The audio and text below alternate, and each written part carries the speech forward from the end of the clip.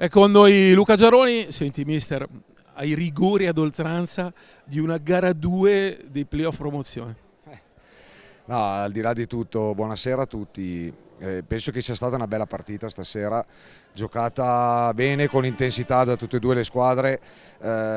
Noi ci tenevamo a far bene comunque in casa davanti al nostro pubblico, che tra l'altro stasera era anche abbastanza numeroso, e quindi sono contento di questa cosa. Vuol dire che sta un po' risbocciando l'amore qua a Seregno per questa squadra, e sono ragazzi che se lo meritano.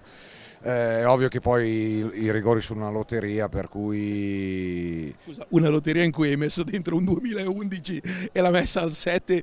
Poi, prima se guarderete l'intervista a Leonardo Colombo, classe 2011, lui aspetta che Marimon va giù e gliela mette all'incrocio. sì, ma Leo, vabbè, è ovvio che durante i 50, anzi 60 minuti di partita era un po' difficile metterlo dentro, perché comunque c'era tanta intensità, tanta fisicità.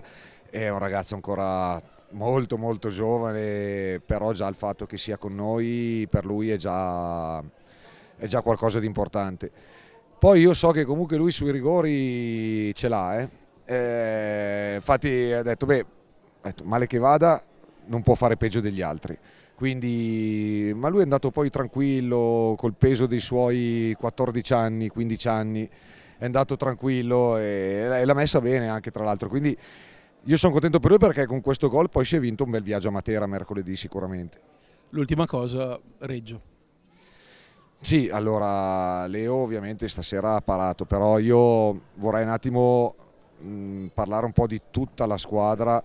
Sì, no, perché ci tengo veramente a fare i complimenti a tutti, non solo per la partita di stasera, ma per l'anno che hanno fatto, per come mi hanno seguito durante gli allenamenti, per come si sono applicati e per tutto quello che hanno ottenuto meritatamente quest'anno sulla pista.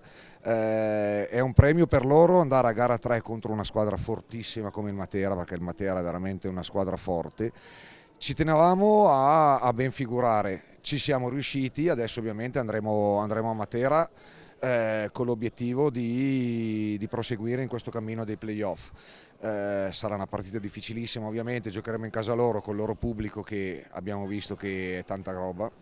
Però noi andiamo giù tranquilli, fiduciosi, comunque vada, questi ragazzi veramente meritano un applauso enorme.